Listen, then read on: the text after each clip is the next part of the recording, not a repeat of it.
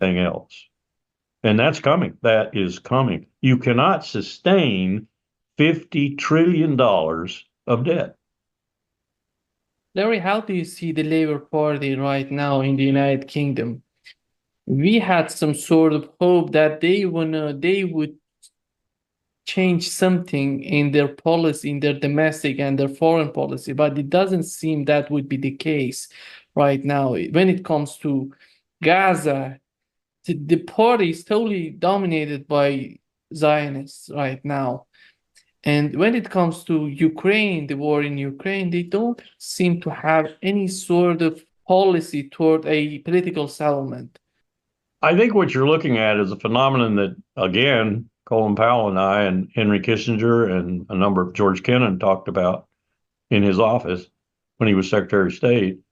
And that is that when Tony Blair made the decision to be with George W. Bush, regardless, to even lie for it, and I'm not necessarily accusing him of lying for George W. Bush. I think Tony Blair was lying for himself, too. For example, when he said, in 45 minutes, Saddam Hussein could rain rockets down on London. Oh, come on, Mr. Prime Minister. Where did you get that lame one? And the MI6 and MI5 were all, oh, God, what did he say that for? You know, that's not true. People accused him of being totally, he had a decision to make, the special relationship or something else. Well, what was something else? Was it an independent Britain in all of its remaining Commonwealth?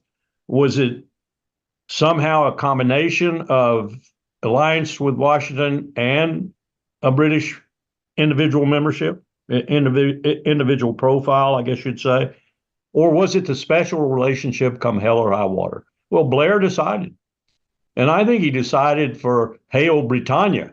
He decided for the Parliament, for the House of Lords, for the House of Commons, for the whole apparatus of government in the British Isles. He decided the special relationship was it and had to be it.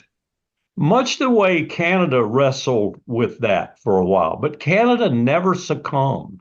And one of the reasons they never succumbed was because they saw what London was doing and said, we're not doing that. There's no way. We will go away as a state. We will evaporate. We will be defeated in the world. We will go away economically, financially, and everything else before we will be a vassal to Washington. Now, they're close to being a vassal, and they'll admit that when they're in their cups, you know, economically and so forth.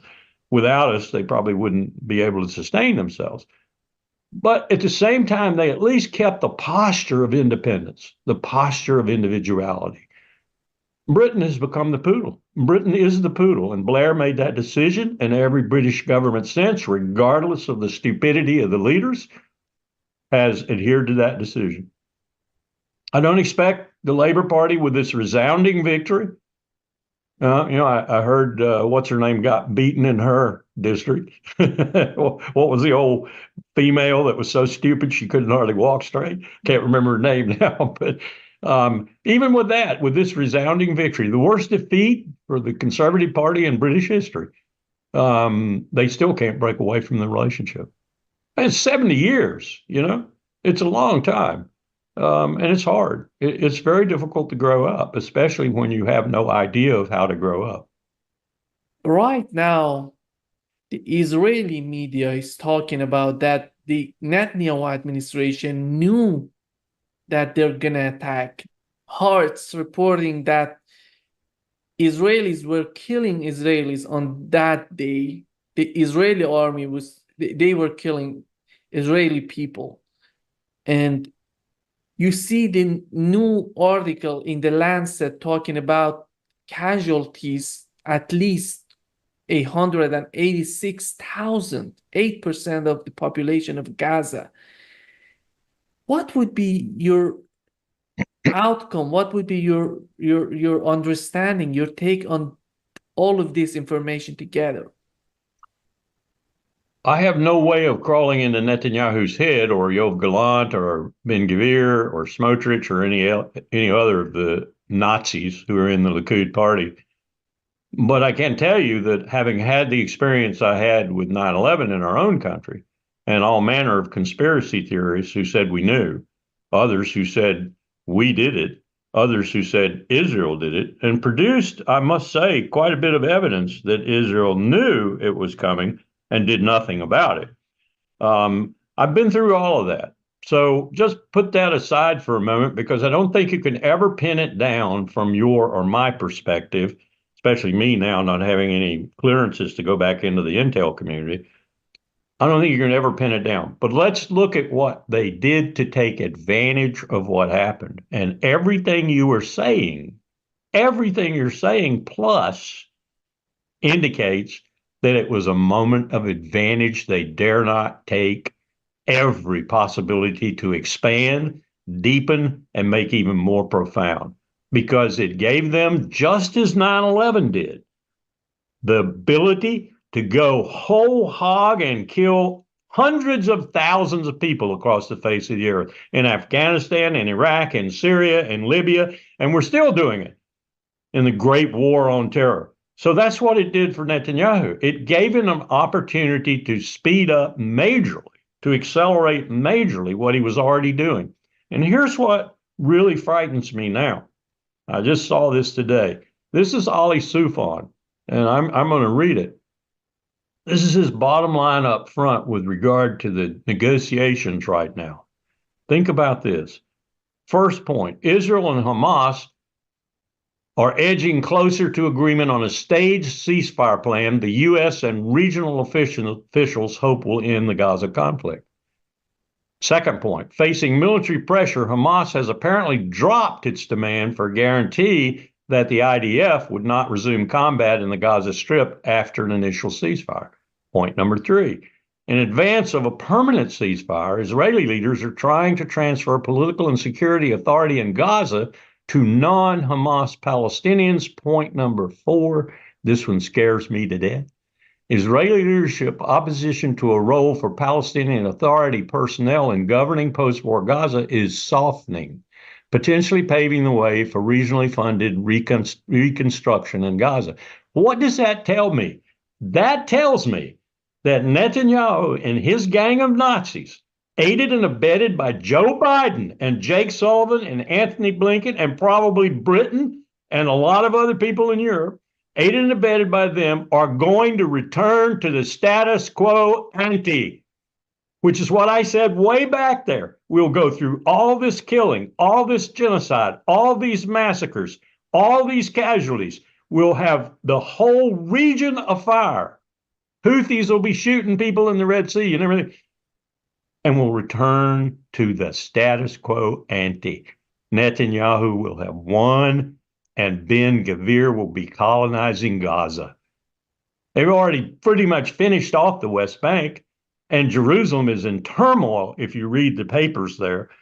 That's what he wanted. That's what he's going to get. Now, how does he continue in office, and how does he keep himself out of jail? He either dies and says, as he's going to his grave, I did my best for Israel, or he works out a deal where he can stay in power to make sure all of this gets well underway before he's so old he can't do anything. I think that's what he's going to do, and I think we are going to bless it. And we're going to continue all the support and even beef up the support so that he can do it. So what Ali has put out there about the ceasefire is really worrisome to me, because it means I didn't want to be right. I didn't want to be predictive. I wanted something to happen. I've even found myself thinking, well, if he gets into Hezbollah and we don't come in to help him, or even if we do come in to help him, that's the end of him. He's finished. No, this indicates to me that the pressures, such as they are, that have been exercised, such as they are, have convinced Netanyahu, that he ought to do this. And this is what he wants. This is precisely what he wants. He wants to be left alone to finish the job. And now he'll just go back to the old speed. But he'll have conquered and killed and murdered thousands of the people he needs to displace, remove, get rid of, steal their land from, destroy their homes, and so forth. And now it's just clean up and build settlements. That's where we're headed. I think. And all these predictions about, oh, he'll go to war with Hezbollah and it'll bring Iran in and the United States will get involved in there. No, no, no, no. This man is more of a genius than the people around him. He's a genius who's so evil, it makes me want to just spit. How do you see the policy of the Middle Eastern countries, especially Saudi Arabia? That's a big question. That's a huge question. Ali didn't talk about that, and he's an Arab. He's Lebanese. What are they going to do now? Are they going to do what I think they're going to do, which is to go right back to the status quo ante themselves after a period of protest and so forth and so on, and a period of we've got to influence Palestine, we've got to influence that place there called Gaza and the West Bank. We've got to do that, do that. They won't do squat. They will not do squat. Give them 6 months and they'll be right back there negotiating with Israel and putting something in place that they can all live with in terms of money and the future. And Israel will have gotten everything that it wants. And we'll sit back and the next president of the United States, whomever it may be, will say, well, wasn't that neat? We worked that one out. We worked that one out. And now we're right back to where we were to start with, only we're missing some people. We're missing a whole lot of women and children. We're missing a whole lot of those Palestinians. Oh, well, as one congressman said to me, if they weren't doing it, we'd have to be there killing them. Say again, Congressman? You think we would be over there killing those Palestinians? Of course we would. Look at the guys with Medea Benjamin. And when she takes her Code Pink people into the U.S. congressman's offices and everything, in the beginning, they avoid her now. They go away. They don't say a word. But in the beginning, you had these congressmen walking down the aisle, and she'd say, are you happy? Sticking the microphone in his face. Are you happy with what's happening in Gaza? Their women and children died. I hope they all die. More than once she got that out, especially Southern congressmen from the United States of America who have not lost a bit of their ardor for the Confederacy of old. Yeah. Palestinians are slave material. That's the way they look at it. In your opinion, what would Netanyahu is going to be there July 24th? And in your opinion, what he's going to ask for? Oh, he's going to be the unctuous salesman of all of this that I've just told you about. He's going to extol how he has got a ceasefire and it'll probably be extended and become permanent. He's going to extol how certain members of the Palestinian Authority, which he will handpick, are going to come back. He probably will even start his relationship with Hamas again through Qatar or wherever. And everything will return to the status quo, and he will have gotten rid of so many of his problems. Plus, he will have gotten rid of a lot of the womb, which produces his problems. I mean, this is Bibi Netanyahu. This is the modern day Hitler.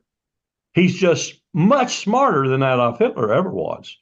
And he's got all these powers behind him, including a whole bunch of billionaires in this country who will not let Israel go down for love nor money. And that's a huge complex that influences everything we do, and it's going to continue to do that. Question is, in my mind, what's it going to do it for? I still think I'm right that there will not be a Jewish state called Israel very shortly down the road. I think they've compromised that. And I think they're going to have to make some movement towards becoming a real democracy, a liberal democracy, or the rest of the world will now, having been alerted to it and being on the qui vive for it, if you will, they'll start turning the ratchets, just as they did on South Africa, but with a lot more vehemence, I think, because they've seen just how ugly this war machine is in Israel. I keep taking people back to the King David Hotel, 1946 or 7, I think it was, before they even stood up as a state. They bombed the King David Hotel to get the British to get out, you know. They bombed the King David Hotel. They killed something like 91, 92 people, some of whom were Arabs. That's Israel. That's Ben Gvir. That's Smotrich. That's ultimately Bibi Netanyahu. That's Yoav Gallant. That's all these people. They will do anything, not for Israel, not for Jews, but for the greater Zionist dream. When Netanyahu says around that table, they're threatening the Middle East, those Iranians, those others, they're threatening the Middle East, they're threatening Jordan. It's Netanyahu who covets Jordan, not Tehran. Sorry, Bibi. He is at least one American who understands that. Me. We know that, Larry, before wrapping up this session, each and every day, this would be in the mind of Netanyahu before leaving his office in Israel. What would be his legacy for Israel, for Israelis? I'm not talking about Zionists, for Jews. I killed more Palestinians than anybody else in the history of Israel. I killed their womb. I killed lots of women. I killed their future. I killed lots of children, both sexes. I gave you a greater Israel. Now it's up to you to develop it. Now it's up to you to make it real. Now it's up to you from the river to the sea and however far you can move it further to do it. Find a leader who can continue my kind of leadership and let him do it or let her do it. That's Bibi. That's Bibi. And by God, we will let him do it.